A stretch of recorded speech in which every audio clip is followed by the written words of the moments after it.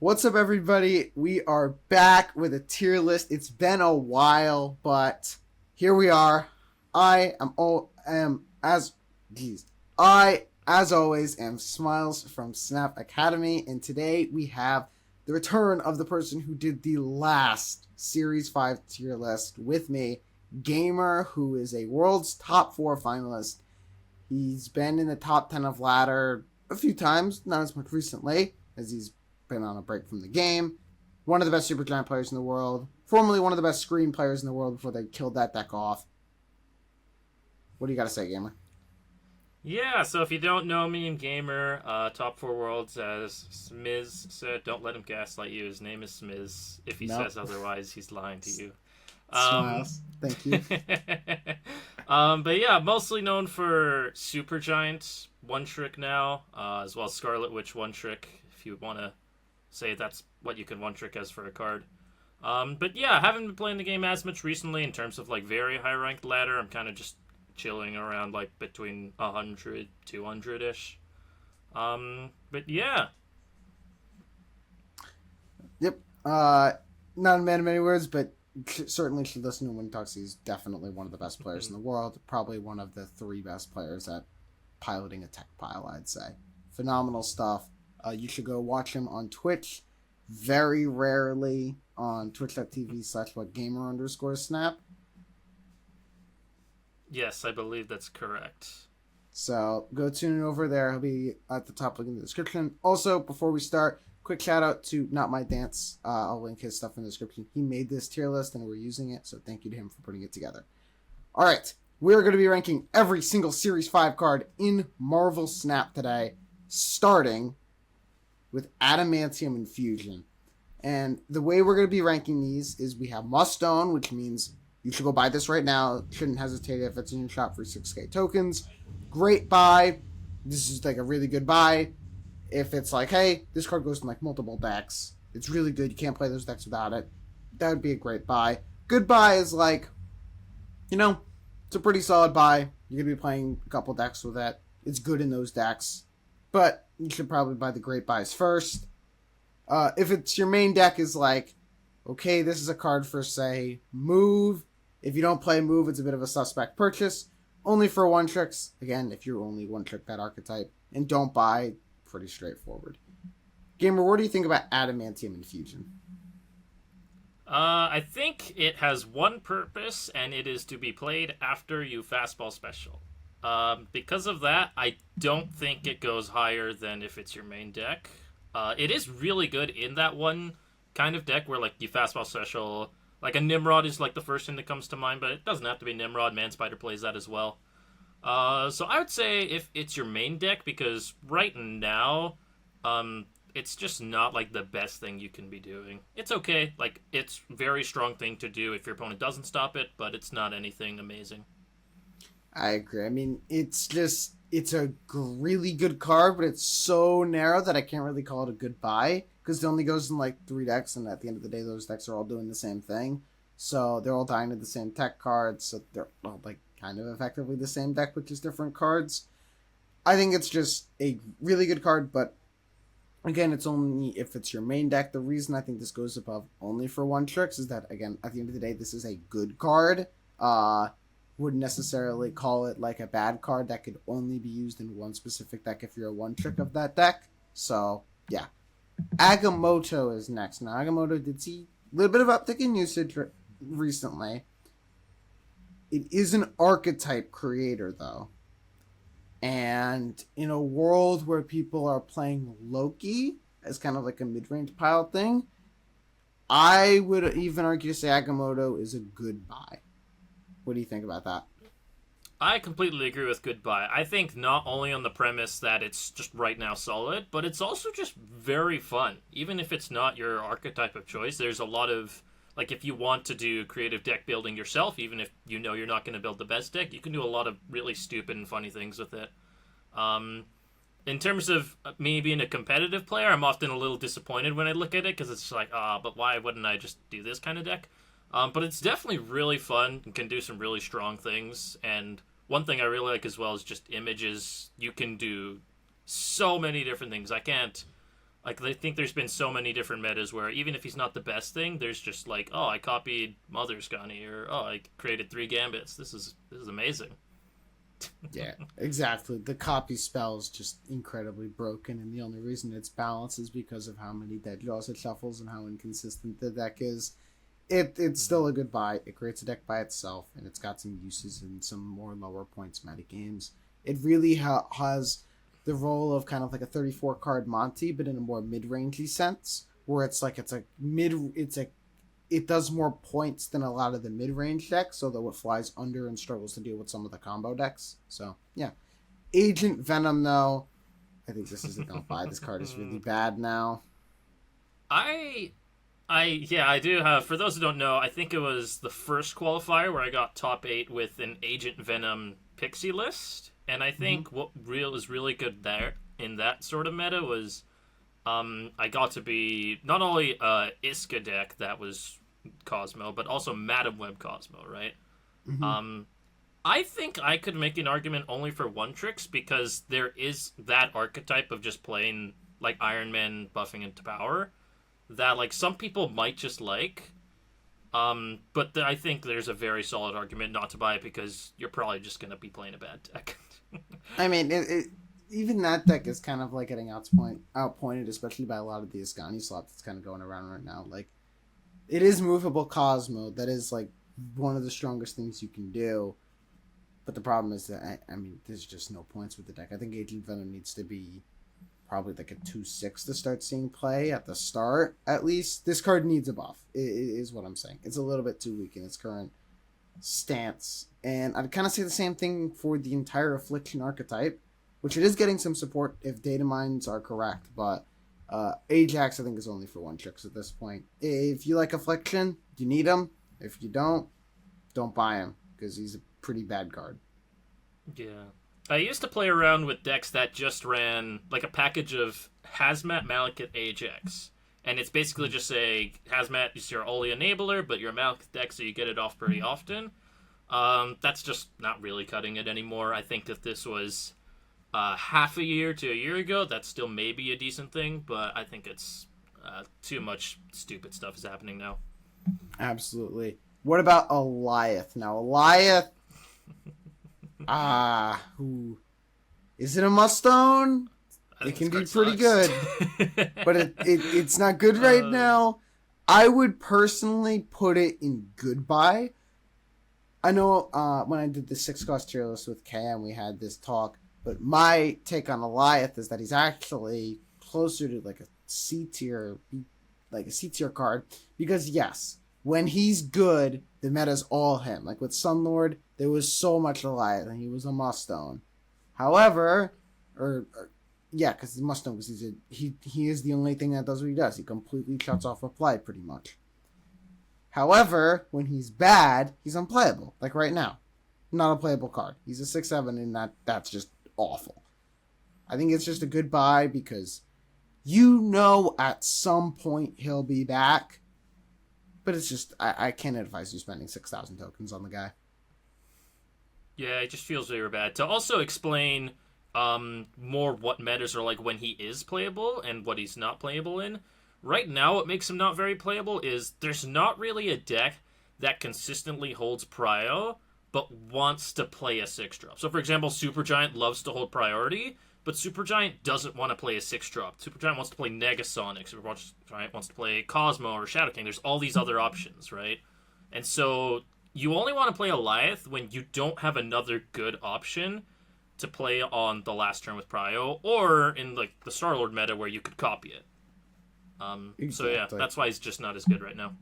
There's two main, I think, scenarios. It's the one Game-R described, and also when there's an enormous amount of energy cheat in the meta. Say, for example, you're playing a deck that can consistently get 9 energy on turn 6 and have priority a decent amount of the time, then you would play Eliath, because you can go 6+3, and that's pretty strong.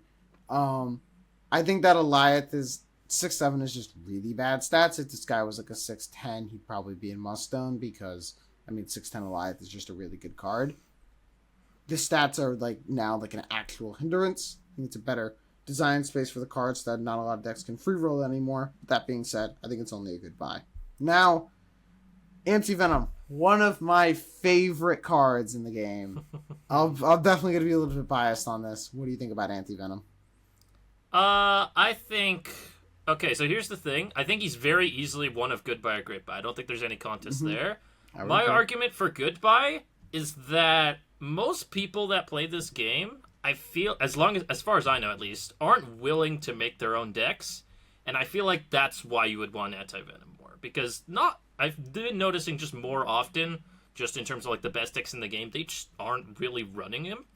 But if you, he really rewards creativity, right? He rewards you when you build your own deck and your opponent just doesn't know how to play against you, right? I think that's the argument for Goodbye instead of Great Buy. If he was seen more in the top meta decks, I think Great Buy is fantastic. But considering a lot of people just play this game to play the best thing, then I don't think he gets up there.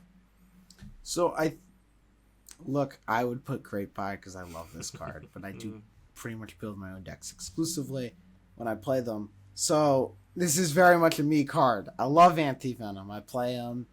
I've played him a lot. I've almost mastery 30 on him, trying to get there. So I really enjoyed this card, but I 100% agree with your logic and reasoning. This is a card for people that build their own decks, that want to leverage their cube-based symmetry, that do a lot of things that are creative in their deck building process.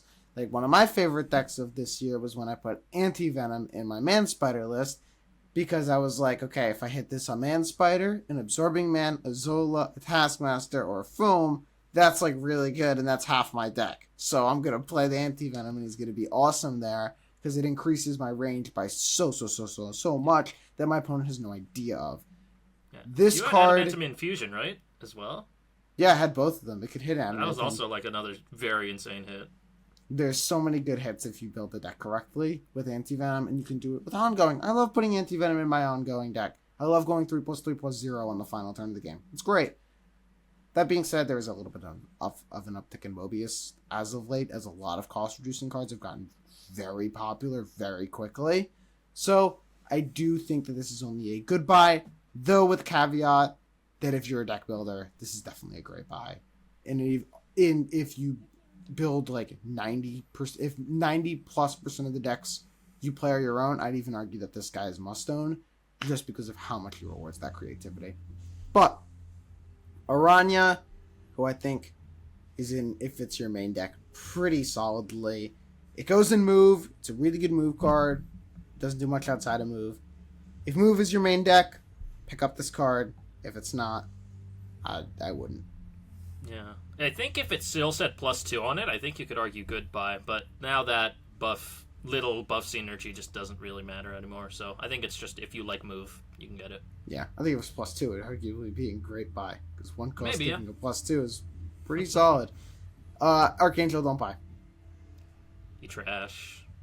A lot of the objective cards are pretty bad. Ares, don't buy. He's pretty bad. Yeah. I think Erisham is a good buy.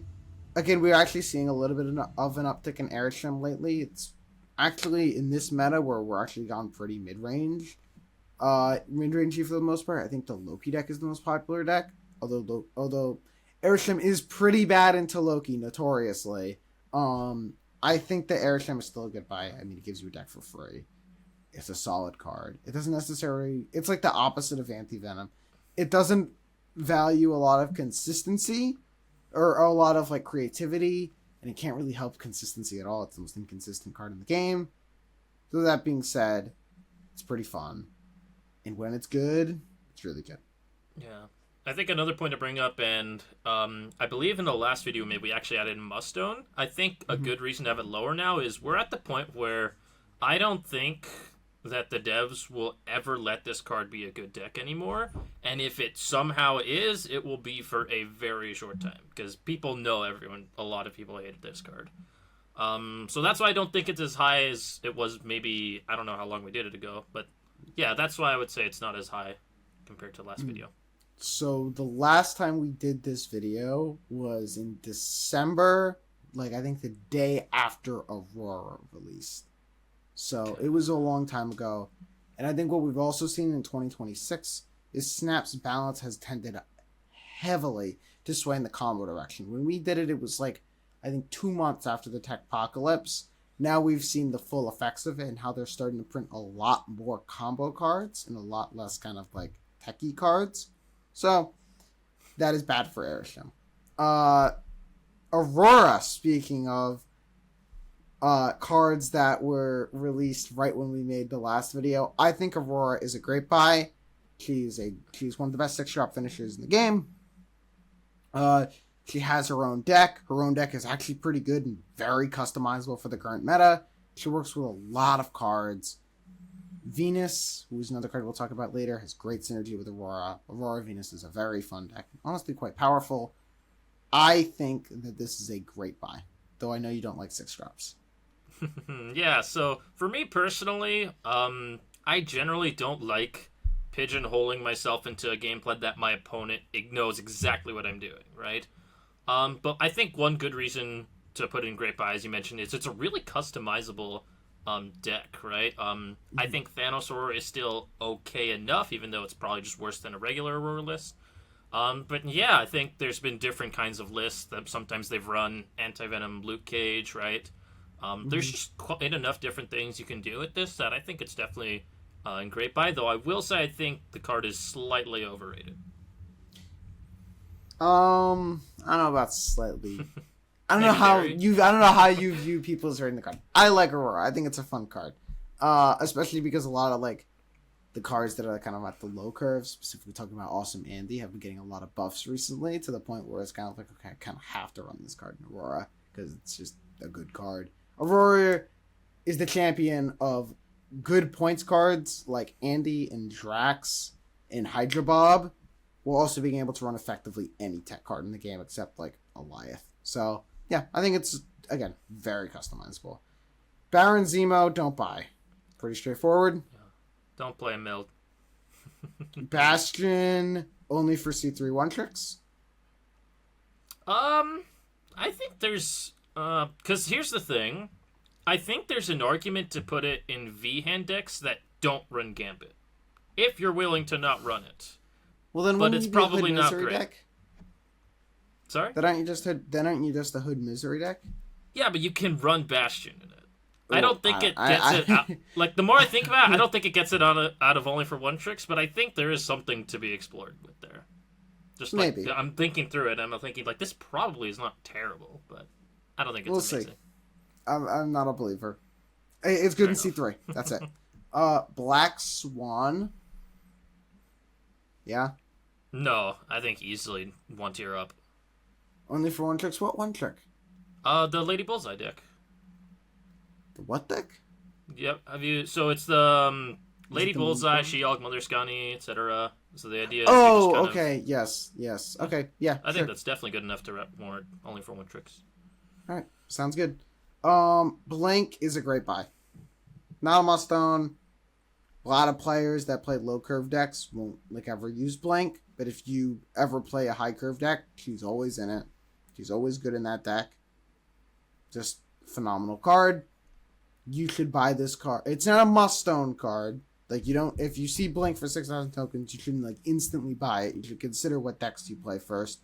But if you play decks that would play Blink, buy it, because it's irreplaceable. Yeah. I'm gonna compare to Anti-Venom for a moment. It has the same idea where it does also reward creativity if you don't play it in, I think the main two decks are just Ramp and Hella. Correct me if I'm missing one. Right? Nope, those are the main two. But it does reward creativity as well. Like your opponent, I think actually Husky a while ago was playing an Aurora Blink deck when Aurora first came out, and that was definitely, I could definitely imagine him having success with that. I can't speak to whether it made the deck better or worse, but guaranteed there would be some plays where opponents thinking, okay, I need a math for, let's say, +6, but they don't math for a small card turning into Aurora, then +6, right? But in addition to having those surprise plays, it is also just a staple in 2 solid enough decks. So yeah, great buy for sure. Yeah. Husky might have done it as well, but I also did the Aurora Blink stuff during Sunlord season. Okay. So right. I think it was different times, but I really liked getting my Aurora out every game. That was pretty cool. The funniest part is I also ran Stardust in that deck, which did not backfire, surprisingly enough. Bruce Banner. I think this is easiest only for one tricks. Yeah, high Evo one tricks, end of turn one tricks. if you're a one trick of those archetypes, get this card to 214. If not, just pass. Bullseye, if it's your main deck. If you play Dokken, you need Bullseye. If you don't, just don't buy the card. Yeah, pretty simple. Kyra, don't buy. Caliban, I would even argue Caliban as a don't buy. Don't buy. I was gonna say he does not deserve to be higher. He was so I think people played him in Dune 2099. He was so unessential to that deck. Like, you can put him in, you don't need him. Carter, great buy. If you play buff decks, it's the same thing with Blink for high curve decks. If you play any buffer ongoing decks, buy Carter. If not, just pass. But she's probably one of the 5 best cards in the game. So I think my argument for Mustone actually is because similar idea to Aurora Blink, but most often, and it happens to be this meta, but I find most metas as well, she is also just a better card. Right? So the same thing you said, but just a better card than these ones. I don't know if that qualifies Mustone to you, but I am going to give a little bit of insight for what I am thinking on the future of the tier list. I think there is maybe one non-tech card Mustone.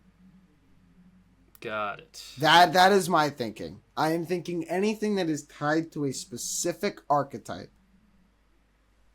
Like a specific general archetype. Like Blink, only high cost. Aurora, only decks that want to play a 6-drop. Carter, only decks that are doing something more with her buff.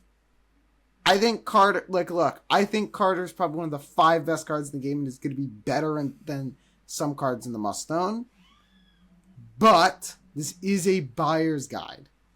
So although strength has a major factor when it comes to Mustone versus Great Buy, I think this is the one category where strength is kind of a little bit less impactful. Fair enough, for sure. Cass, don't buy. Yeah, it feels weird because, like, you can say, a tech card against Thanos Chem, that you don't need Casanova for that. You'll be fine. You'll be fine. Chamber, if it's your main deck, or goodbye. What are you thinking? Ooh, this is tough. I'd honestly put.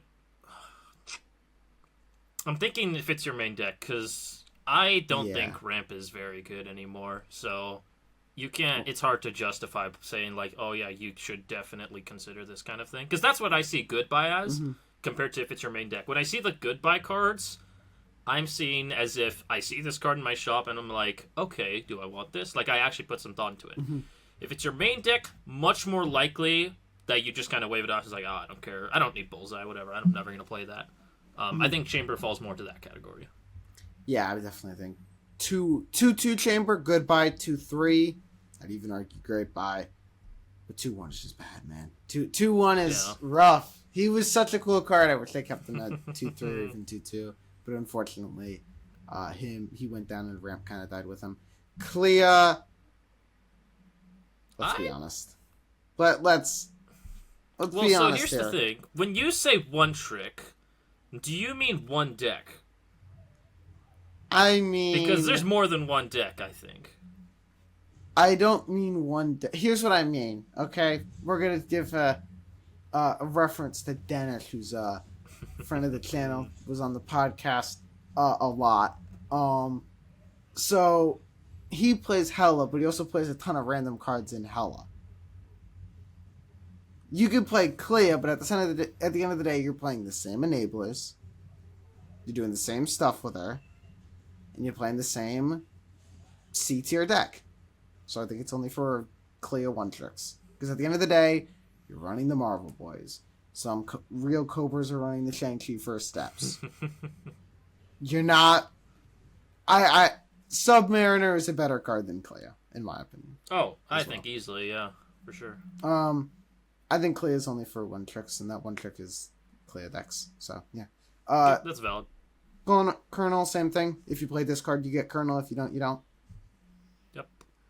Copycat. Now, Copycat's interesting. Because is it a good buy? I think it is partially because of the fun factor. I think in terms of strength, it's definitely been not necessarily like weaker, but just more competition. Wilson Fisk, Kraglin are the two most recent ones I can think of. But those are also both really new cards. Um, so I think this is definitely something to consider if you just want to be like, I'll have fun with it. Maybe I'll get an Iron Man and get 8 cubes kind of thing. Because Crack of the One Fist don't do the same thing. one other thing with Copycat that I think keeps her in goodbye is the main reason being in some metas, she is just so good. Like, for example, I think Copycat was one of the most underplayed cards in the entire game when we were in the Carter combo meta where 50% of the player base was playing that deck. If you take a Carter, if you take a Stick, if you take a Maverick, this is game winning. You know they don't have it, and you have it yourself. It's just so strong in that. However, some metas, it's terrible. Like infinite metas. When are you ever playing this? I think it's a good buy circumstantially in some metas. And it's a little too general for me to say if it's your main deck only for one tricks. And I don't want to say don't buy Copycat, because Copycat's still a pretty solid card. I'd probably put it in like a B tier, but so well. Yeah. Cosmic Ghost Rider is the first of what I would call the must-owns. Mm-hmm. I know you don't like Cosmic Ghost Rider, but he is the text remover. Okay, He's so one here's the size thing. fits all. I'm not going to argue it out of must-own, but I do want to make one thing clear. Mm-hmm. Is that you will likely there's a very good chance that if you don't own this and you don't like play this game too competitively, you will likely teach yourself bad habits by getting this card. And I'm gonna give an example. Playing my Pixie Age of Venom deck with Iska and stuff. I play an Iska out on 4. It doubles to 6 power. My opponent reacts to that and snaps. They play Cosmic Ghost Rider on my Iska. You might initially think, oh, it played 4, 5, whatever amount of stats because it stopped the Iska from going to 24. But if you just look at the board, they played a 5-6 to stop my 4-6. Not only that, they used their turn 5 to play 6 power, stop someone's text. I used my turn 5 to play a 5-6 in Iron Man, effectively, because it was 3 power. A 5-6 that says double your total power here. Right? And then my opponent just has to leave, because their turn 5 was just much less productive than mine. And we got the same stats out of our 6 power cards, and mine costed 4, theirs costed 5. So you do need to be careful in what decks you put him in. You can't just put him in anything and be like, oh yeah, he solves my text removal. But I do think he is definitely still strong enough to be in must-own. He's just a one-size-fits-all text remover that deals with so many problems. And if you're like, I'm a high curve deck, but I always keep losing to these combo decks that are running a ton of 3s, like Jocasta, say, for example. Cosmic Ghost Rider is an answer. There is very little in the game that Cosmic Ghost Rider does nothing against. And if you see Cosmic Ghost Rider in your shop for 6k tokens, I think you should buy him without a second thought. You won't regret it. He'll go in a deck at some point for you. It's even more so better than like Blink, because you can put this guy in a relatively lower curve deck if you have enough like prio and aggressive stuff. Obviously don't put the guy in Bounce, but like for example, let's say Cerebro 6. You can put him in Cerebro 6, and he's really good in Cerebro 6, which is, to be honest, quite a real deck. At least we're recording this pre-Triton, so, yeah. Diamondback only for 1 tricks. Yeah, just same level of Ajax. I don't remember exactly which one we said was better. I feel like we said one of them was better than the other last time. I don't remember which. I think they're basically the same. I have been on the Diamondback is better for a while. Okay. I think the 3 cost is just really nice. Doom 2099 if it's your main deck. If you're a Doom 2099 player, by all means play Doom 2099. If you're not, don't buy this card. Dormammu, I think, is also next to Doom 2099. If you're gonna play Dormammu Destroy, you need Dormammu. If not, he doesn't do anything else. Yeah, I do want to say I think it's a little underrated, and it might feel like a little strange to say this. It's like a top player opinion, but like Dormammu is one of the few decks that's really good at just playing Jug last turn and feeling good about it. Yep. Right? And I think that's a real appeal. I don't think it gets it into Goodbye because it is still a very specific archetype, but I do think it is underrated, and if it was a tier list, you'd probably see it above like Dune 29 or Anya stuff. Yeah, definitely. Dragon in the Moon, don't buy. Drax. Great buy or good buy? I think great buy. Tough. Okay, my argument for great buy. Look, he might not be in like all the medics, whatever, but especially I think he's actually quite underplayed right now. In a world where people are playing Wilson Fisk, in a world where people are playing Kraglin, he's just a pretty good card. Yeah. The more I'm thinking about it, the more I'm thinking Great Bay because I'm thinking of a card. I'm pretty sure Sears Fight is like Speed, right? Where you just compare like two. They're kind of the same role. Two solid stat 3-drops kind of thing. Not very relevant. Drex also has better synergy with Aurora because end of turn is a harder text to get in your deck a lot of time. But it's also just it can just replace almost any 3-drop. Like if you don't have Wilson Fisk, this replaces that. If you don't have Kraglin, you're fine with that as well. It's just good enough that you're very happy to have it if you don't have any of those newer 3-drops. Yeah, definitely think so. Elixir, don't buy, or only for 1 tricks. I have no idea. Elixir is so bad, man. We're just gonna put it in don't buy. Sounds right. Insabanur, I think is a good buy. There's some stuff that he's pretty cool with. I mean, he's a 4/9 that swaps a card. Let's say on average he's playing for like 4/12. But I do think there's better things to do. Though I wouldn't feel like awful about buying Insabanur. I'm like, oh, I got a couple of decks use out of him. It's not my personal style of deck, but I have seen some people have success with it. Yeah, similar to Anti-Venom, you can reward yourself if you be creative enough. Exactly. Esme, don't buy. Isan, my heart yearns because I love Isan, but he needs a buff. He's so bad. Sims, same. He's pretty bad. Yeah. Fallen One. People thought it'd be good. Fallen One kind of got mogged, and also like Luna Snow, one of the best cards in the game, which we'll get to later. Symbiote Spider-Man, Fallen One, not exactly great. Pretty telegraphed. There's so many bad cards in this game. Yeah. Well, this isn't one of them. I think Phantom X is a great buy. Yeah. He is proven time and time again to be one of the best Shadow King shells in the game because he's one of the best shells of the game at throwing priority. He's just genuinely a very good card. 4/19 that you get to free roll a Gambit in. Pretty good to me. Yeah. That was the main thing I was going to say is you get to, at any point in the meta, probably just be one of the best Shadow King decks in the game while just having a very solid game plan. And often just a Gambit deck as well. Where you're just like, I always just have this out. Maybe I win. I don't know. So I think that's an appeal as well. Exactly. Fenris Wolf, don't buy. If you're a Hello One trick, get Foom. How the Mighty Have Fallen. Man, I still personally think Foom should have his old text at like a 7/9 maybe. That's just lame though.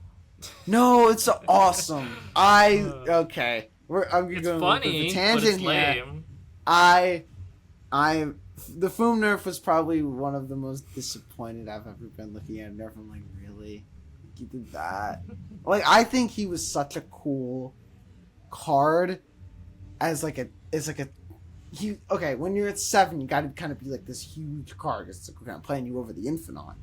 So, when you have like a huge card that's also kind of like a tech card, it's really strong. And I knew it was going to be really, really strong. I knew it was going to be an S tier card. But the thing is, too, like, there was also some sort of, like, you could cheat out multiple of this guy with Zola, with the Star-Lord, and that was, like, really toxic. But, like, outside of that one deck, he was so cool. And now he's just kind of dead outside of Hela. And I really wish they would revert his text and maybe slap, like, a 1-point nerf on him. And what I will give you... I don't know what his base power should be, but I would like him to have the text just copy the highest power. I think that would be fine. I don't know what the base power should be, but I think that would be better in terms of just not annoying people as much. Like, I'm not going to get too annoyed by it, but I think people will hate it if he's still that old text. I miss that man's spider deck every day, man. That was one of my favorite decks I've ever made. It was so much fun. Fire Hair. If you're a Fire Hair one trick, you can do some cool stuff with this. If not, don't buy it. Yeah? Yeah, I agree. Nothing real else. Frankie Ray, don't buy. I'm going to give a hot take. Frigga, I know among top players this isn't really a hot take, but for the majority of the population, Frigga sucks. She's bad. The only reason she's in if it's your main deck is Dokken, not V-Hand. If it was V-Hand, she'd be in Don't Buy, personally. I think she's a bad card.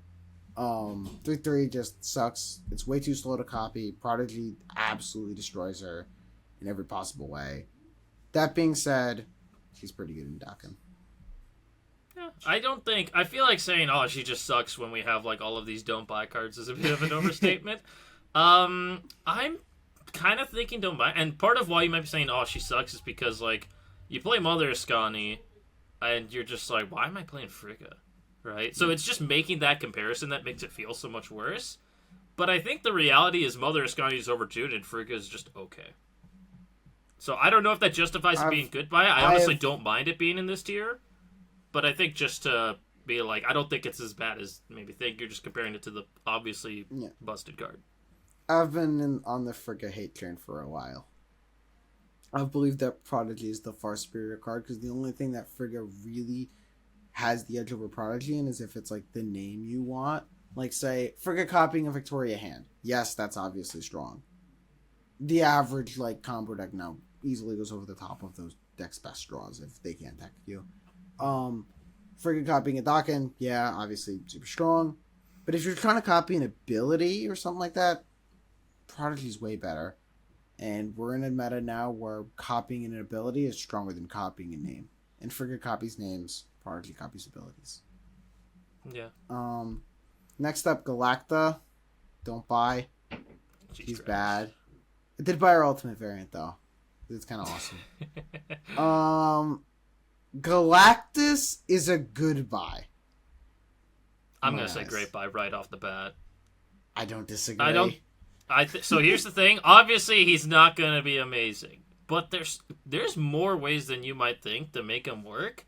And people just love playing him no matter how bad he is. There's definitely people out there that they couldn't care less how bad their deck was. But they just want to play Galactus because it's fun. I think that alone, and like if you just look, if any non-Marvel Snap player looks at Galactus and they like want to get into Snap, this would be a card that gets them into Snap, is just to do this. Guaranteed. Like that would be an appeal to someone that doesn't play the game. So I think just because like the wow factor and it's like, oh, the feeling of just like, oh, this is amazing, I think that does justify great buy. Even if he's definitely a much lower power level than the others. Being optimal in the best deck in the game also is doing him some favors here. If you haven't played the Galactus version of Carter Combo, you should play the Galactus version of Carter Combo. It is ridiculous. It's kind of awesome. So, I can't tell you the amount of like free wins that I've gotten off of just Galactusing somebody in a random lane where they're thinking Brood. I'm just like, nope, I'm just gonna Galactus you instead. Yeah. So many cubes. Yeah. I think just a better argument for great buy is that like even if he's not optimal a lot of the time, there definitely can be metas where he is just an optimal thing to be playing. That might not be like all the time again, it's very rare, but it can happen for sure. I think the fun factor is the main thing as well. Like this is such an appealing card to snap. If we're talking like strength wise, this is a B tier card. But I mean, you will not regret buying Galactus. That's how I'll put it. You will not regret that purchase. You will get a lot of fun out of it. Galactus for Steps, on the other hand, I think is a good buy. This is a good card. I personally hate it. It's not my thing. But... I know it's not your thing. I'm more of the big card ramp combo player, and Gamers the tech player. The only thing we both overlap on is we kind of like ongoing decks. So. Yeah. Galactus for Steps, I think is just a good buy. Yeah, and I think part of it as well, at least for me personally, I don't like telegraphing my plays. I always play my own thing, and for quite a while now, if people know me, they know I like Supergiant. I like playing around with Manspider and Supergiant because it's just funny, and no one's gonna play around it. So I'm just gonna be like, actually, I have 20 power in this lane. You should have played around it. But this guy, you just see it coming. He's still good. But that's just why it doesn't appeal to me. Gambit 2. A lot of people wanted me to put this here so that people don't play it more. But we've got to be honest. It's probably just a good buy. Yeah. Or, no, it's a great buy. Well, let's be honest. The card is strong. Is it way overplayed? Yes. The card is not as strong as its play rates may make it seem. To be honest, I don't even think it's like... I think it's like an 8 out of 10 card. But the point is, it's a pretty strong tech card. It's a pretty good card. There's a reason why every single generated card deck uses it. It's just a good card. It's a great buy. You won't regret buying Gambit. It also says 3/5. It is 3/5. That is, I personally think the 3/3 was stronger as like a mass copy thing, but he is 3/5. Don't buy Gilgamesh. Goliath. He is a strong card, but he is only for ongoing decks. That's it. Yeah, he's actually like, I think he's just in terms of in a vacuum, I think he's quite an underrated card, just power level wise. But it's not going to be something you buy if you don't care for like the archetype, right? I'm gonna move him up to if it's your main deck, because ongoing, there's a few you can build ongoing in so many different ways. But if ongoing is your main deck, you buy this card, just straight up. You can mess around with it. Gore. If you like playing cheat out Gore stuff, buy him. If not, don't. Same thing as Goliath, except replace ongoing with cheat out Gore. Do multitude of different ways. Pixie, negative, anti-venom, all that stuff. Yeah. I almost was thinking, is he don't buy anymore? And I don't think he's quite there yet, but I could definitely see in a few months if they start printing more objectives, end of turns, he's probably going to get to that don't buy tier eventually. I'm going to guess. I still remember when he was on average like 20 power. Now he's like on average like 13. Yeah, and then they're like, what if we just had new abilities instead of on reveal? Yeah. We'll get to Super Giant later. Gwenpool, if you play Zombie Galacti, you should buy Gwenpool. That's it. Yeah. If you play Destroy, you should maybe buy Headpool if you have tokens to spare. Yeah, you don't need him super badly, but he's worth it if you like the deck. Exactly. Herbie, if you like... Well, as so much as Jocasta kind of exists anymore, I mean, like, Cosmic Ghost Rider, continued popularity is tough. But, if you like that deck, if you like Aurora, you can probably buy Herbie. You won't regret it. He's fine enough. Yeah. Not much more to say. Yeah. If this video goes live when the High Voltage Overdrive shop is still live and you can get Herbie, He's definitely worth that price. But, yeah. High Evo. We have passed the point of High Evo being a good buy, I think. Card acquisition is a little bit too good now. If you're a one trick of High Evo, get him. If not, don't buy him. Yeah, I don't think like he's better than Bruce, but he just definitely doesn't belong in a different tier. To be honest, I think Bruce is a better card, but ooh, this isn't the debate who's better, Bruce or High Evo video. Sure, yeah. I think Hope Summers is he a good or a great buy? Ooh. I don't know. So here's the thing. Whenever I try and make something with Hope Summers, I'm upset with it. I don't like how it turns out. So that part of me is saying goodbye. But also, I feel like it is also it's just very fun when you do play a deck with it. Whether it's the meta deck or whether you make your own deck, I feel like you're having a good time with it. I'm going to put... I personally would go goodbye. I could see the argument for great buy.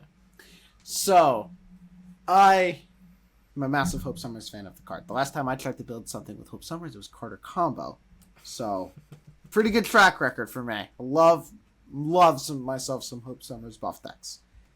That being said, yes, she's very good right now. There needs to be specific wants of a deck for her to be good.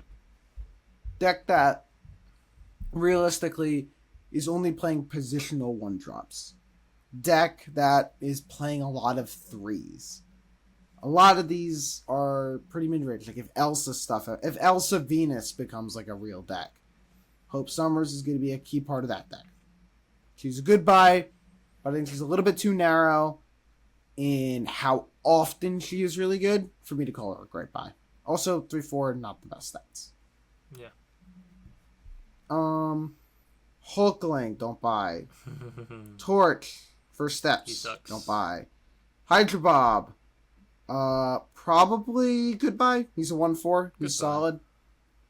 Yeah, he's a 1/4. I think he's more replaceable than people think, so I don't think he gets to great bye. Yeah, I agree. Hydra Stomper.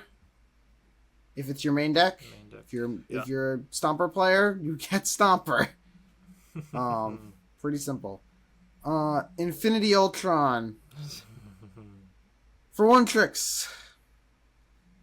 Yeah. If you one trick Hella, get him, because there is sometimes where IU Hella is incredibly fun. If you one trick Akamoto, you should get him because there is some cool stuff you can do with him in Akamoto. But man, can we make him a 5/8, please? Oh man, if this was a tier list, he'd easily be in like the D tier as well. He's in D tier. Yeah. People love coping him.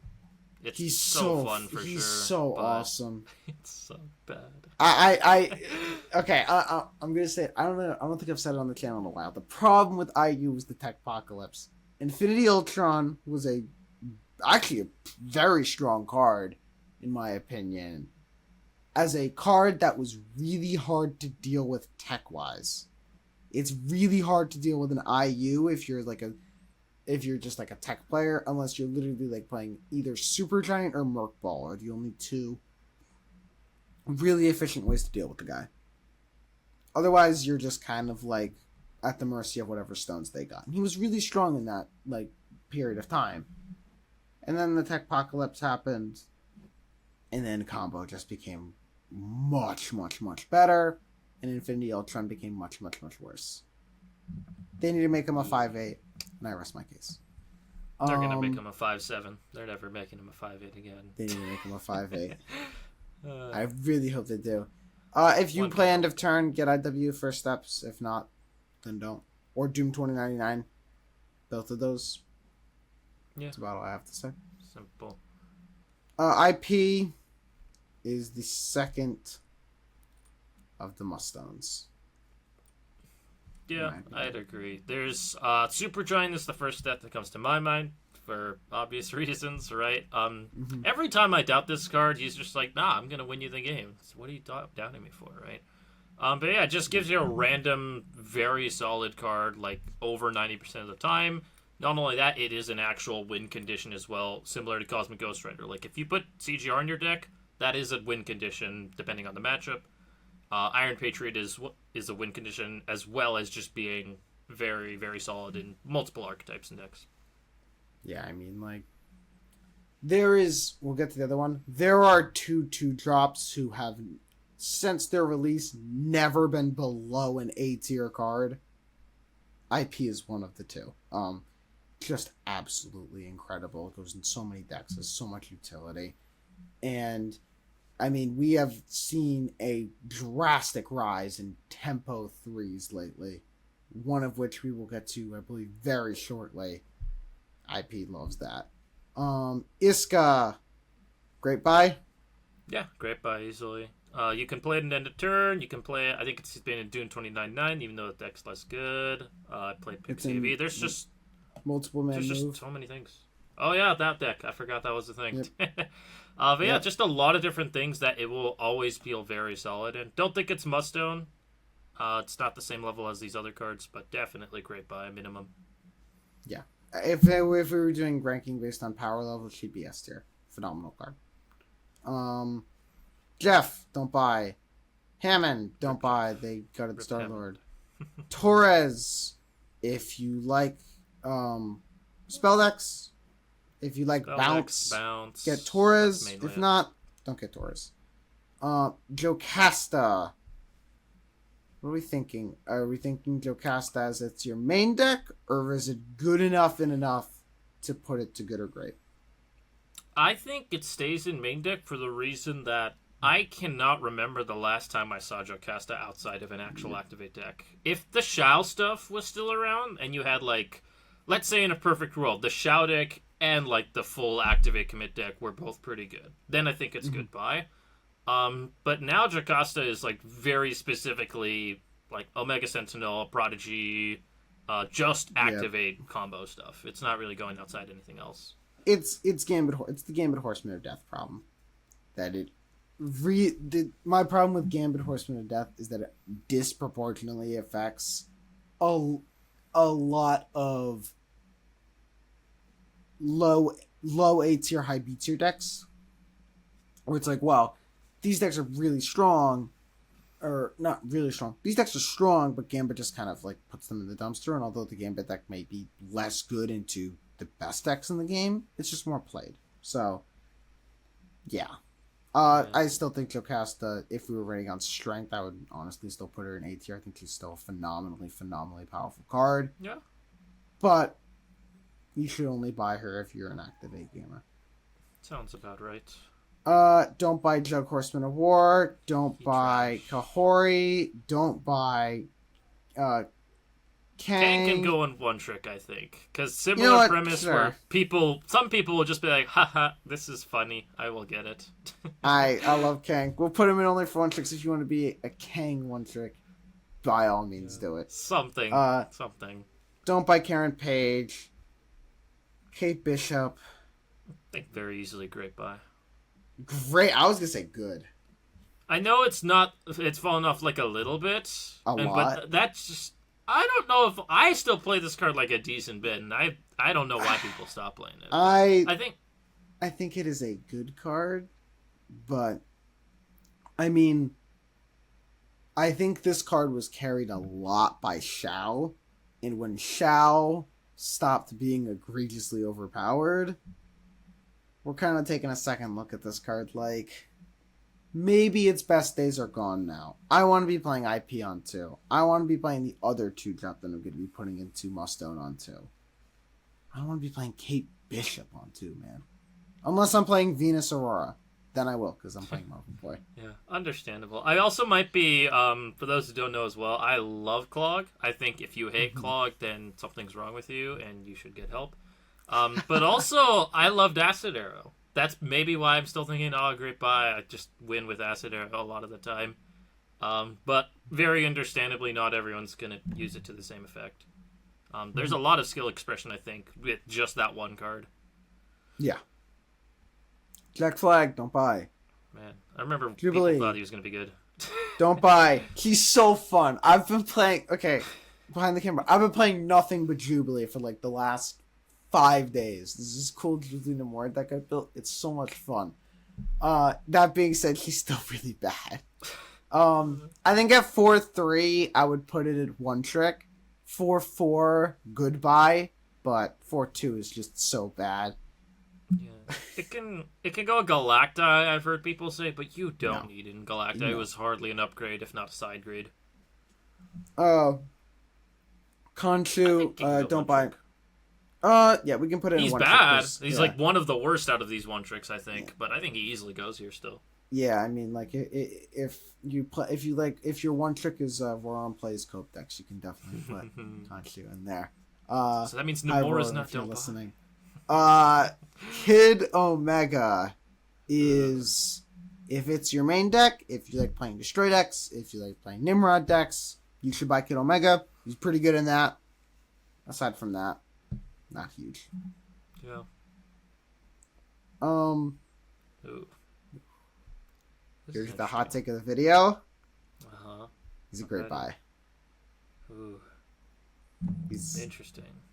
I'll let you sell me on it first, because I'm not totally convinced. But he is a 3/9. Okay. He is a non-conditional 3/9. Okay, I have a question. As close to that as you're gonna get. And yes, the one deck that he is not good in is Super Giant, which is the deck that runs every tech card, because they know what tech card they don't have to play around. Yes, he's not good in Super Giant. Every single template deck should be playing this guy. He's better than Wilson Fisk, because he doesn't care about your draw order and all that stuff. Okay. He is so that was going to be the question, is compare it to Fisk. I think they belong in the same tier. I don't care which one you say is better, but I definitely think they belong in the same tier. I think they're both great buys. We can do Wilson Fisk right now. It might as well. They're very comparable. The difference is just like the downside of each of them. Downside of Fisk is sometimes he is just not very useful at all. He just sits in your hand doing nothing. The downside of Kraglin, if people are thinking, oh, it gets rid of a card that you would have drawn, that's not a downside. You don't understand how card games work. I'm sorry, I don't mean to be very insulting, but you need to be insulted. Yeah, I mean, he's replacing one draw with another draw. He's basically swapped the 10th card in your deck with the top card of your deck, or swap the third to last card in your deck with the top card of your deck. Yeah. That's what Cracklin basically says. You should essentially pretend that card would have been on the bottom of the deck. Right? Is a simple way to put it as well. There's that, and also the downside with Kraglin is you see what card gets banished. If you didn't see what card got banished, Kraglin would be better than Wilson Fisk, and he might be like one of the 10 best cards in the game. Really good. But you do see what card gets banished, so the downside of Kraglin is you see what card your opponent is not going to draw, which is, I think, is a pretty similar downside to not being able to play Fisk. Lady Bullseye. We mentioned the deck earlier. If you're a one-trick, you can get her. Yeah? Yeah. I think, it just doesn't really have much room other than that one deck. Lin Lee. To be honest, I think this card is pretty bad. I don't know. I understand the idea of playing it in V hand, but there's just better things to copy. No? Yep. Agreed. The appeal is, in case people don't understand, the appeal is that he does get to go really tall, as opposed to copying Gambit and killing your opponent's stuff, right? Mm-hmm. But he's just not the best way to do it, really. You can use him, but he's not amazing. I agree. Lockheed, don't buy. This card sucks. Now, I don't know how you feel about Luna Snow. Well, I think, but it is at least a great buy, maybe a must-own. It is a must-own. I don't know if you were gonna say it. I was leaning towards must-own. Okay. Yes, I agree. You can go first. This is just such a good card. It's a 3/6 that ramps, and you can take, and because you're building the deck around the ramp, you are inherently taking a lot more advantage of the ramp than your opponent is. It can also be very valuable board clog. If your opponent is intentionally leaving 2 spaces open in the lane, and you play Luna Snow there, they only have 1 space left. There's so much hidden utility in this card that makes it so good. One of the I agree. On a short list for best cards in the game for me. For sure. There's a lot of these are much more niche scenarios, but there's a lot of cool things you can do with just putting an ice cube on your opponent's board as well, right? If they I'm trying to just think of one of those niche scenarios. Galactus, I guess, right? Your opponent wants to Galactus you. It's probably the most annoying but funny thing to have your Galactus stopped by Luna Snow of all cards. Right? I'm sure there's other niche scenarios out there, but just a really cool and strong card in a variety of archetypes and decks. Not just ramp even. Yeah. Alright. Madam Web, who is definitely escaping the main deck. I think it's just a good buy, though. 2/1 is just bad. Yeah. The high-level player in me is ooh, great buy. I love Madam Web I know stuff. But I don't think it can be higher than good buy. But still, it's solid. Movable Cosmo. I know it's a tech thing, but it is still one of the strongest things to be doing in the game, alongside a Juggernaut as well. That's why, if you want my opinion, actually, I think the multiple men deck is the best deck in the game, and just no one's playing it. I don't know if you agree with that or not. I think Carter combo with Galactus is number 1. That's valid for sure. But I think just getting to be a Cosmo Juggernaut deck is something people have constantly not respected, and Madam Web is one of the reasons for that. For what it's worth, I think that deck is the second best deck in the game. I think it's. Yeah, I think it's absolutely. No contest. I think it's those are the 2 best. No contest. It's one of the 2. But I think which one you. This is in the video. I think which one you think is better is a lot up to what you prefer in your snap deck.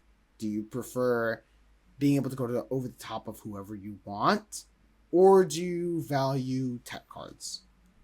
I think that's the real dichotomy. I think combo players would probably tell you Carter combo's the best. Tech players such as yourself probably say that Madam Web is the best. Or not Madam Web, Multiple Man is the best. Yeah. I think both are S tier decks. They're both incredibly good. No question. There's no wrong answer. Mages, don't buy. I want to do cool stuff with them, but don't buy them. But he's cool. Makari, if you're C3 one trick, buy her. If not, Yep. don't. That's kind of it. Malekith. Now Malekith. I think Malekith. Okay, Is he a good buy or is he if it's your main deck? I'm gonna say similar to Hope Summers. I love Malekith and building with it, but very often I'm just disappointed with how the deck comes out because he really limits the cards you want to run in your deck, right? So, simple example: Afflict has a lot of 4-drops that it plays. Malekith, Man Thing. I'm running out of them. Antivenom. Those are, I think, the 3 main ones. I think there's one more, but I can't remember it. Laufey, I guess, yeah. And then, like, oh, I'm playing so much 4-drops. Why don't I play, like, Zabu Surge, cheat him out? And then Malekith is like, why am I doing this? I'm just playing a 4/7. This is terrible. So, yeah, that's only one example. I could go over others where it just feels very limiting what cards you want to run in your deck because you don't. There's so many cards that you don't want to just flip on the last turn. You need their text early. Because of that, I would say if it's your main deck, if you're similar to Antivenom, if you really like making your own decks, you can definitely just get them. But I think it does go in here, if it's your main deck. Yeah, absolutely. I mean, if it's your main deck, if you like playing Malekith decks, buy him. I think he's really good in C6, which I think is probably the most underrated deck in the game right now. It's really strong. Oh, yeah. But, yeah. I hate it and I can't remember even playing it. It's fun. You get to use Cerebro every game. Isn't that awesome? Yeah. I hate Cerebro, but C6 is kind of base. Man Spider, if it's your main deck. Yeah. I love Man Spider. But Shadow King is everywhere, man, and it really sucks. Just play it under a Super Giant, man. I might do that. I can't. Sounds by the fun. way, I can't say I'll recommend this to the general player base, but it is really funny, and no one knows what it's happening. Yeah, I mean, if you like playing Man Spider, buy it. If you don't, don't. Marvel Boy, who has gone from don't buy, he's gotten him with Venus is like legitimately strong, so I'm gonna put it as only for 1 tricks. Yeah, very sweet. I think same tier as Clea. He doesn't really go outside of other things. The Maverick, fan favorite card of the channel. Great buy. He's not a must own. He only goes in buff decks. But wow, he might be the second best card in the game. Anything else you want to add? Yeah. I honestly haven't given too much thought about like what the best cards are in the game, mostly because cards are just so much worse than they used to be. Like if you think of Shao Star-Lord in like the January, February months, if you think of Thanos in like 2025, right? Cards are just so much worse than they used to be that I'm barely giving that thought. But definitely great buy. He doesn't only go in buff decks, he can go in other things. And he's just very good in whatever you put him in. Yeah. As real as that is. I think Ascani is the strongest Shao and Star-Lord ever were. But maybe that's just me. I put Shao higher, but fair. You know what? Completely fair. I think Ascani's better, but I personally I don't think it's a wrong answer, even though I'm pretty sure I have the right answer. Close enough. But Merlin is a good buy. He's no longer a great buy, just because the amount of cards you want to stay on the board, in the sense of like we have a lot of 3/9s now, is a lot higher. Though that being said, if you spend 6,000 tokens on Merlin, you're not going to regret it. You're going to be like, yeah, it's a solid buy. I've used him a couple times. He's been good in them.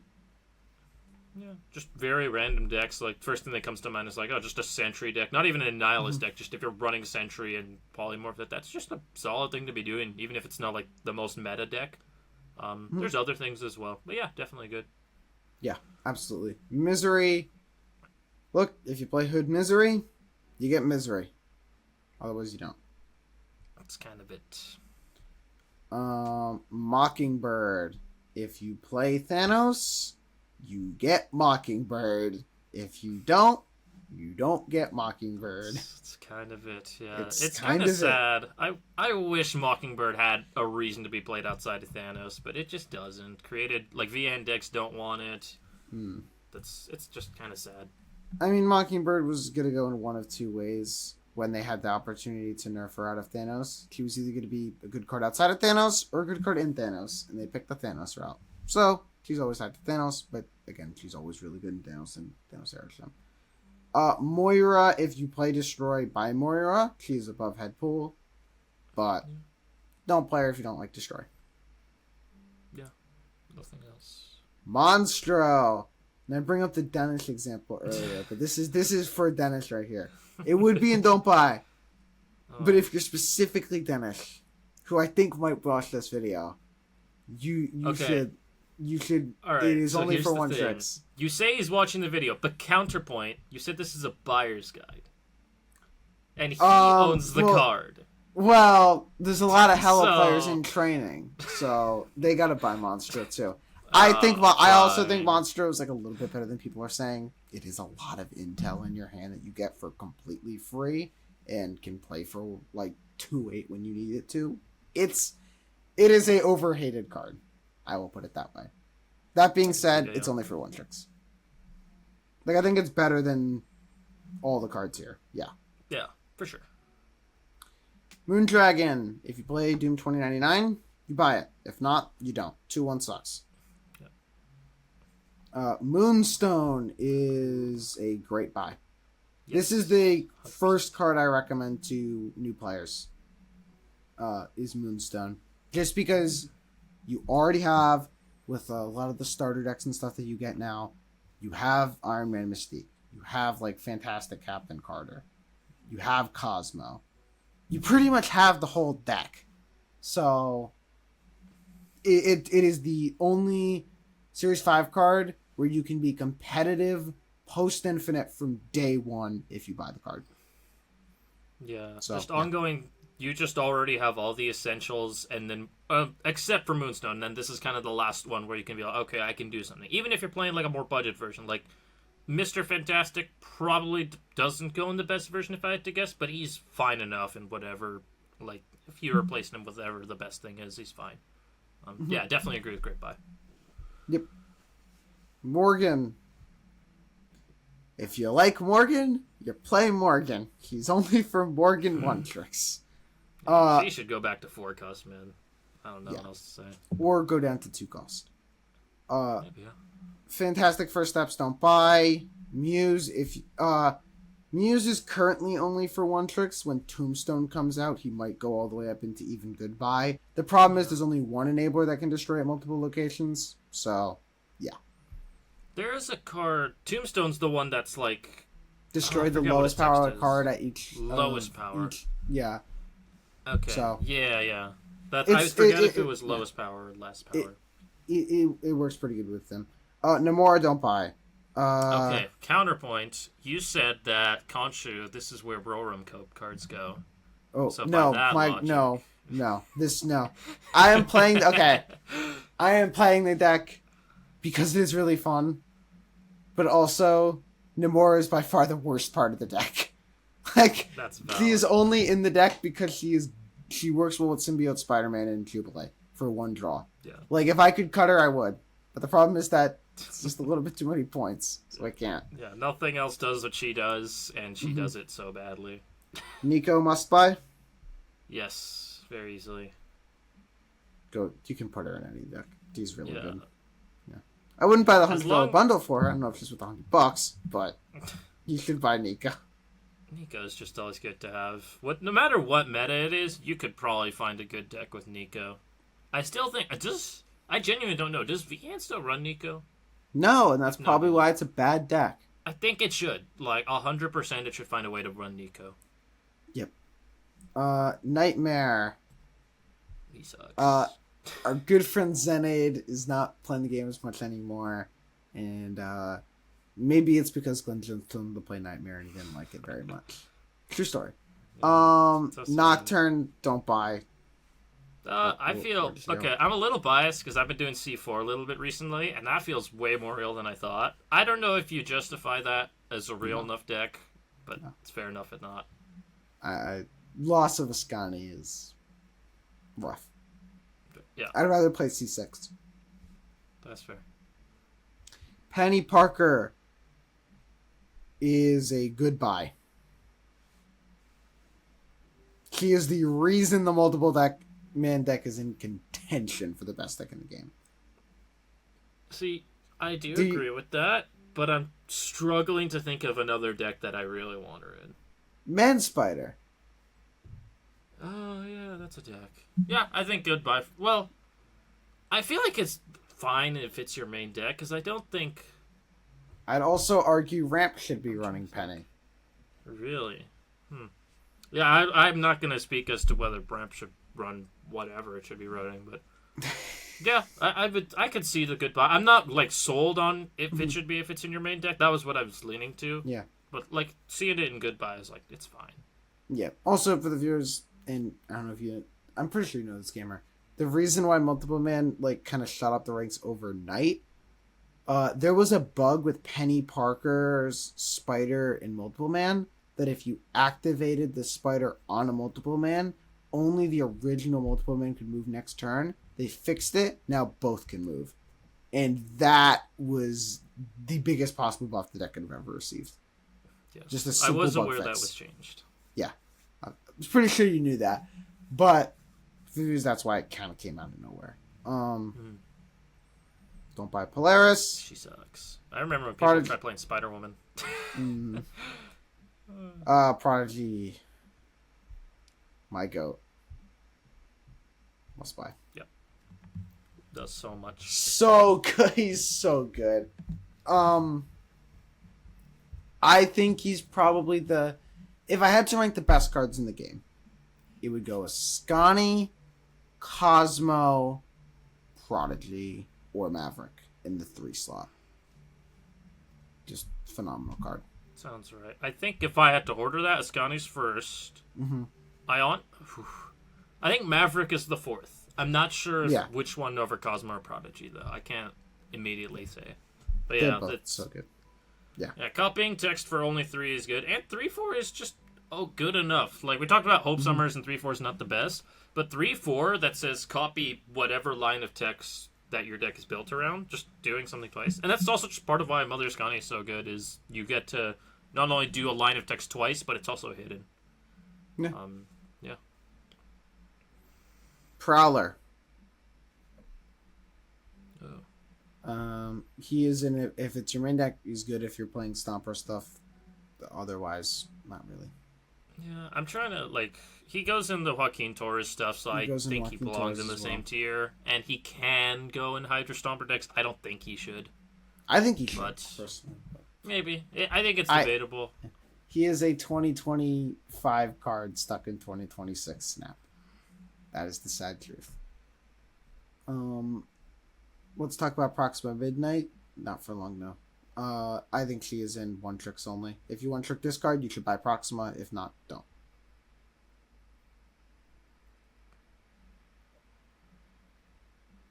What are you thinking?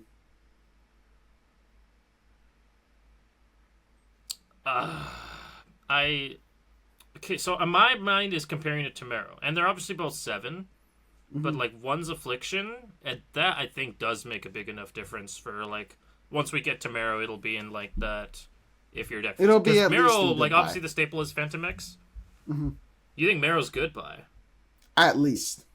Actually, I don't think Marrow's Series 5, but like that's the very obvious comparison. Yeah. Oh yeah, she's Series 4. Yeah, I think if Marrow was on this list, I'd probably put her in goodbye. Yeah. But yeah, I think only for 1-tricks is definitely valid for Proxima. Yep. Punisher War Machine, if you like Ramp, get it. If not, don't. This is actually a card that I can see really picking up in play with Kraglin. I want to play this with Kraglin. Okay. Yeah. I don't even think it goes in Ramp, but like there's something out there you can build with it, I'm sure. Like some sort of energy teeth deck. But don't buy Ramata. He's worse than Kang. He's so bad. Um, Yeah. Are we in Red Guardian? Don't buy. He's Hmm. not good, man. He's just Okay. I bad. think. Hmm. Well, so here's the thing. How much better is Cosmic Ghost Rider than Red Guardian? Because I don't think it's by as much as you think, but it's definitely by a decent bit. It's by quite a lot, I think. It's But weird I because mean, I'm it's trying to just like, think what of is he like even? another tier to put him in, but like yeah, it's kind of We a can good put him point. in one trick. We Yeah, could if say you're like if if you you're one like trick bad tech cards, if you one trick well, Cerebro 2. sure. We should just put a tier that We're says gonna we didn't heat know what to off the do. name. You know what? That's a great idea. Because I like like that. he's not as bad as all these other cards, but also there's not really a fit for him. We're just gonna put it. uh, We're gonna put him in. We don't know what to do. he's somewhere here. He's like there. Yeah, I that think Copycat can go in the same tier. no, I think Copycat's still a good buy, honestly. Okay. I Okay. think Copycat can do some fun stuff. Red Hulk, Galactus First Steps is Sucks. better in every way. Yeah. Red Wing, no. Rocket and Groot. If you play Stomper, get it. If not, don't. I don't. Oh, I was gonna say honestly, Rocket Greek goes and don't buy. No, you can play it. No, I've got a maybe decent he bit of could go next to experience, Red like, Guardian. yeah, sure. Because here's the thing: I think he is worse than every other Tempo 3 drop. The appeal is that he can move, but you're not going to get as much value out of them. And also, the other 3 drops actually get priority very consistently. This guy does not really. Actually, So, you've convinced me. We're gonna put him in Don't Buy. He's just a bad card yeah. now. Sage. Sage is. I think goodbye. Yeah. I think underrated. Similar, like I think it doesn't go in any current like of the best decks, but you can definitely just put in a deck that fits in. It'll feel very good. Yeah, I mean, like, at the end of the day, it's still like a 310, 312. So, yeah. Yeah. This is the other 2 that I think goes in the must buy. Fully agreed, yes. He is the GOAT. He's very good. He is awesome. You will never... with Prodigy, if you need a Tempo 2, if you want move cards... Move, ongoing. He goes in Doom 2099. He's in Doom 2099 because you can move the shield to guarantee you get all 3 Doom box value. It's actually kind of genius. Yeah. But he goes in. There's unless it is like a Storm Horseman of Famine deck, you can put Sam Wilson in it. Yeah. That's like the only card that I'm like, no, this card doesn't work with Sam. No. It's very incredible. Good. Scarlet Spider, don't buy. This card sucks. I think everyone saw it was falling off a cliff as soon as Shao was nerfed. There's no reason to play it. Scorn for 1 tricks. Yep. Scream for 1 tricks. Buff Scream, please. I love it. Don't buff. But it's so bad. Don't buff Scream. Scream sucks. Celine. I think this card has. I'm think so it can conflicted. go in 1 tricks. I agree. I think it is a 414, and that's a lot of stats. My balance change that I want to happen is I want them to put Debris back to 3-7, but make Selena 4-6. I want them to like readjust it so that they want you to play Rocks as a deck more than as a package. Yeah. My take is that I think Debris should go back to 3 and put Rocks on your opponent's side of the board. But they're never doing that, so I'm not going to hold to that dream. Clog is dead, and Cersei with it. Rip Cersei. I don't know how you feel about Shadowlands Daredevil. I think he's kind of bad. I know you think he's kind of bad. He can go in that tier, sure. I am going to pay dividends because pretty much at the top level of the game, he's pretty bad. but for 99% of the game, he's actually like really solid. Just getting a 211 with getting demons, that's really strong. Even if your draw could be a little bit worse because of it. Yeah, I think it's and if it's your main deck card. Yeah, it's definitely not the same level as Don't Buy. But yeah, I see it there. This guy, No. though, yeah, don't get him. Xiao, how do you feel about Xiao? You can go with one trick. He is a One bit trick. disrespected, I would say. I think he has some life to him. I don't think it goes in main deck. I feel like there are definitely people that'll be like, I love Xiao still, and they'll stick to it. What were you thinking?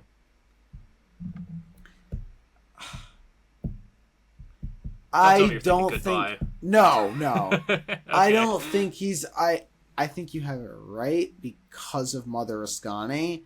Though, in a world without Ascani, I think he becomes a lot closer to a goodbye. I actually think like if they just didn't print Ascani, we'd still be seeing Shadox because I think he's still a good card. But 100%. the problem is that Ascani is existing now, and it kind of took Xiao's place at the top of the ladder. We just replaced Xiao with a card just as good as Xiao. So yeah, if not better, it's debatable. I think it's better. We'll see. Sable, it goes in bounce.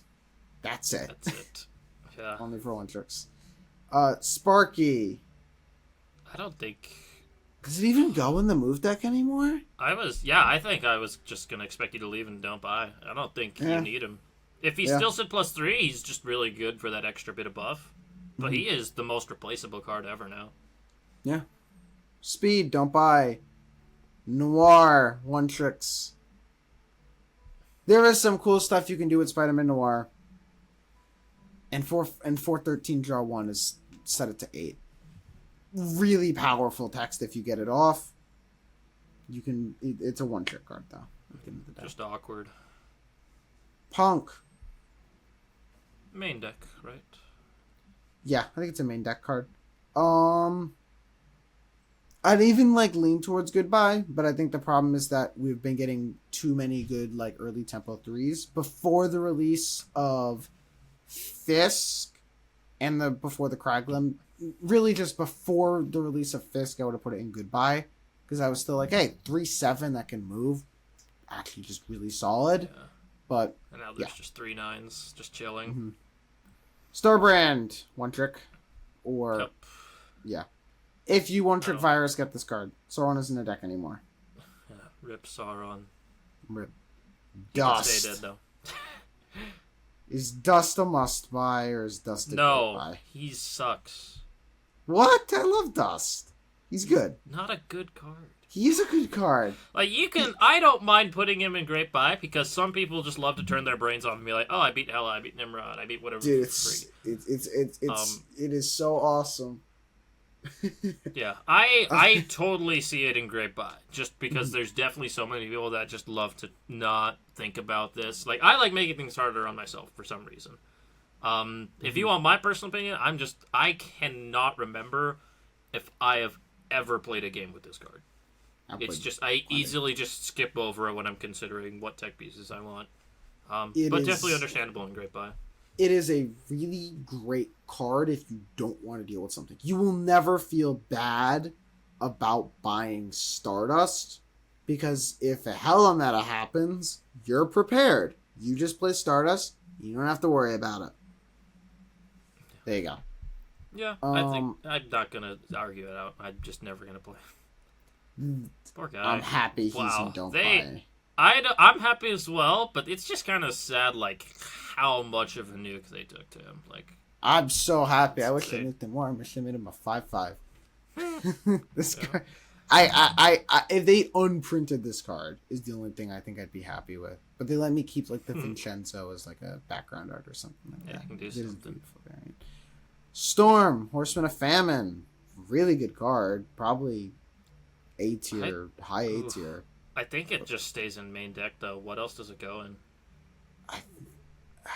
Like it's obviously I think really I agree, good, yeah. but there's no other deck. That's literally it. It goes in one deck. It's the best deck in the game, in my opinion, or at the worst, second best deck in the game. But yeah. Yeah, I think very similar to Goliath, but obviously just better deck, better card. Mm-hmm. This guy No. sucks. Cell Supreme. Strife one trick. You can one trick some stuff with Strife. Yeah. He's a cool card. He's not a good card. Yeah, you can get rewarded for doing funny stuff, but he's not gonna be amazing. Submariner. Now, I like this. I think, okay, we're going to have a talk about Submariner because Submariner came out a few days ago. I think he is an if it's your main deck card. For the reason being, if you play buff decks, this card has a very unique property where if you buff it, you can spread a buff over 2 lanes. You cannot do that realistically because what you in most cases, if it's not specifically Maverick on 5. If you're Mavericking on any turn other than 5, you can do the Maverick, activate on the stick, activate on Submariner. You got the Maverick buff, you got the stick buff, and you doubled it, and now you have another card in your hand that can be used, and you can play it anywhere. It can spread its buff over multiple lanes, which typically is reserved for just the Brood Grandmaster lines, which can be stopped by Cosmo. This guy can't be stopped by Cosmo. Killmonger's his tech card, but also Killmonger's a lot less popular of a tech card than Cosmo. I think people are playing this card horrendously wrong. It is not a Marvel Boy card. It is not that kind of card. It is a big buff card. What do you think? Yeah. I agree with basically all of that, right? I think if your first thought is to play this with Marvel Boy, you're just gonna be doing the most underwhelming thing possible. The most ideal thing, it doesn't have to be the biggest buff. Like, let's just say, I don't know, just like a +5, +6. That's still probably okay and can win you games, right? And then you get like the high rolls where you have Carter, Maverick Stick, and then you have a 120, I don't know, something in your hand. So yeah, I think this is obviously still really new. I do agree that people are not building this correctly, as with almost any new card. But yeah, I think definitely just this tier, he's fine enough. Definitely. Let's talk about Superior Spider-Man, who I think is... He is at least an if it's your main deck, because he goes in Zombies and he goes in Galacti. The question is he if it's your main deck, or is he a goodbye? What do you think? I would say goodbye, and that's mostly because I can see this card just building new decks as new cards comes out. Like, I think when I think of, like, okay, what's a card that will probably be in, like, a brand new archetype one day? Like, so for example, when Horde came out, that was never a deck because the keyword Horde didn't exist, right? And then now suddenly that's its own archetype. It's probably going to be an archetype as long as the game exists, even if it's really bad at one point. I can see this card, maybe not in the near future, but at some point, just creating one, maybe more, just brand new archetypes that really rely on this easy extra energy. So yeah, I think you'll be very happy to have him, and just at some point in the future, and be like, oh wow, Superior Spider-Man just works really well with this new card that came out, kind of thing. Yeah, that's my argument. I agree. Yeah, good card. You won't regret it especially if you can play those decks.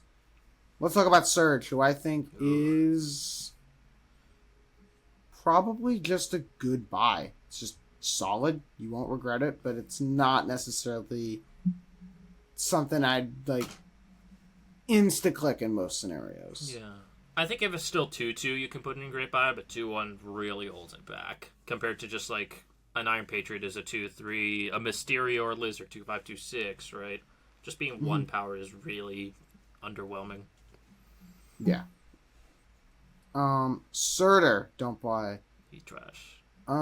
Symbiote Spider-Man is... He goes in that one deck, that multiple man deck. Or he goes in Black Panther decks. I wouldn't call him a goodbye, though. Maybe that's because I hate the card, even though I'm playing it right now. But yeah, he's not a good card, but like, yeah, there's always like something you can do with him. I'm sure at one day as well, like Fallen One, there'll probably be like a new card or a new deck that's like, oh, Fallen One is maybe not that bad, kind of thing. But Techno, great buy or must buy? I would still leave it a great buy. I think people are overplaying it a little bit right now, which like makes sense. Like maybe people just see like Loki's in the decks, like, ooh, Loki, that's fun, I'm playing it, kind of thing.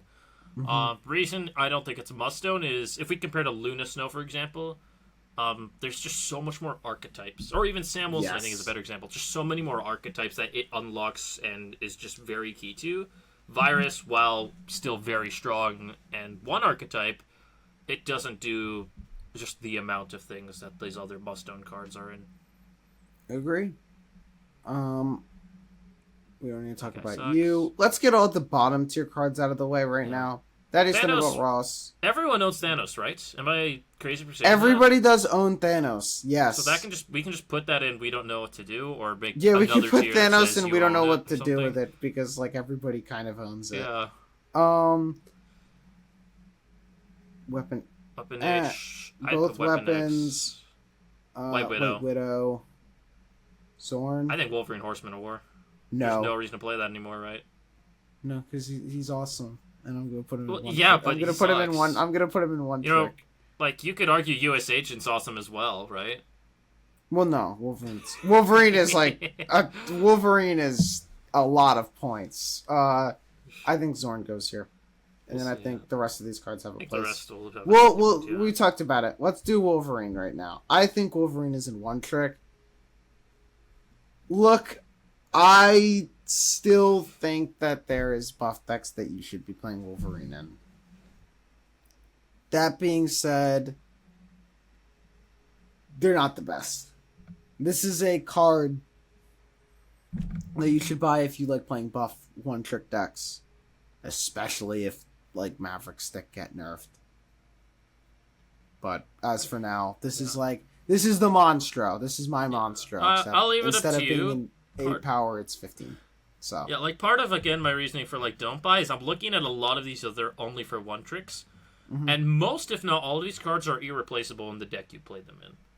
I think Wolverine Horseman of War, while you can make a very solid argument, is best in slots. Most players are going to be completely fine to replace him. Maybe at like the highest level, you can be like, okay, this is best in slot. But for most players, they're just going to be totally fine replacing him. They're not really going to miss him.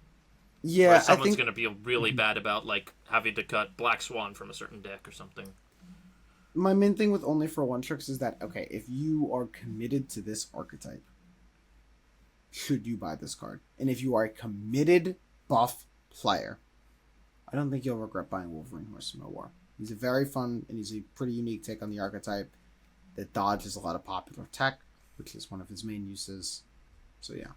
Yeah. Sure enough. Ancient One. Now I think Ancient One right now is it's your main deck. If you like playing C5, if you like playing Tribunal, absolutely get Ancient One. When Scorpion First Steps comes out, it's not First Steps.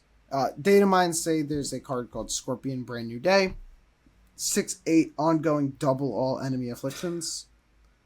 I think that card is broken. And Ancient One is why I think it's broken. So take it that what you will. Alright, I'm going to leech you now or something. And then you're going to feel like the biggest idiot. Leech might genuinely have to come back. Okay. I don't see it. I don't know. Well, Like, just play. Like, you could just play Luke. you could just play Luke, but I- I mean, if you're playing Luke in a random deck to counter it, I think that just speaks to how strong it is. Well, but I think. Well, I mean, we'll see when it comes out. I'm not a believer, but who knows? I'll get another one trick out of the way. If you're a Phantom X one trick, you should buy That's CCM. literally it. If you're a Zombies one trick, you should buy. I think Fantastic could go. Oh no, Fantastic can go in Aurora. Fantastic's a Yeah, if it's your main deck buy. He's not good though. yeah. And then Zombie Witch is just the tier below.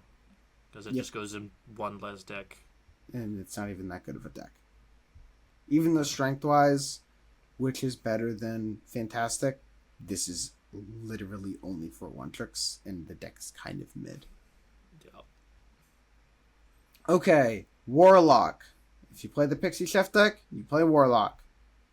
Yeah, I mean, C4.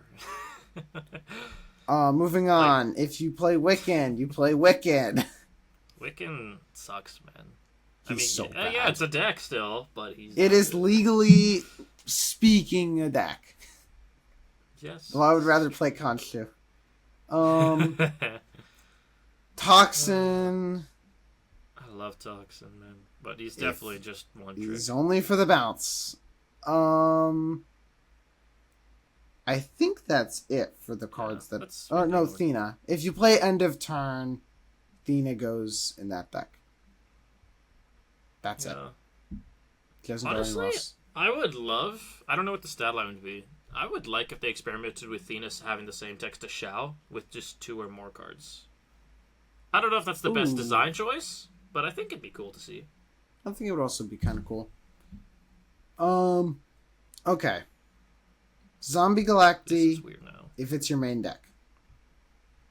Yeah.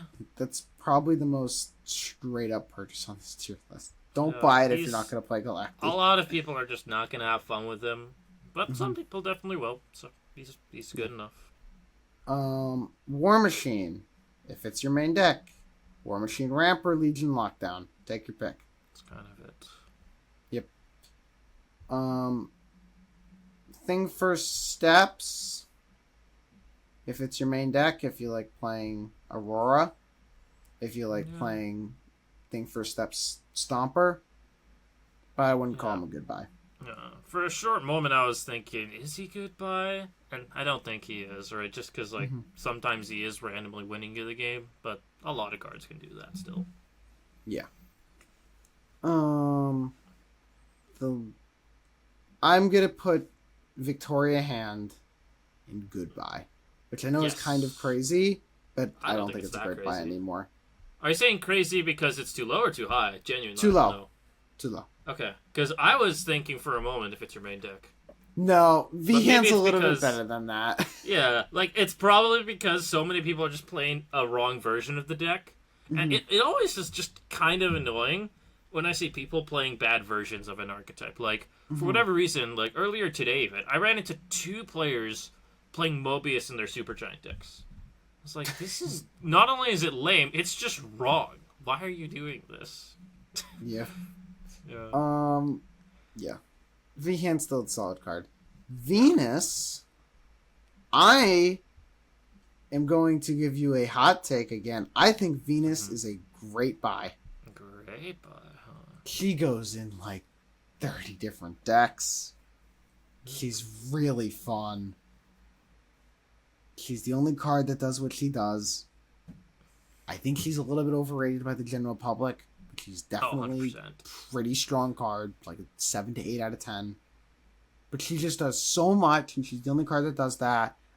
And my other take is if you are specifically a returning, not a new player, but a returning player, this should be the first card you buy, because this is what makes a lot of the decks that you liked from like 2023, say like a Bishop deck, a Kitty deck, or like a Kitty Angelo deck, vaguely playable if you put in like a Jug Cosmo.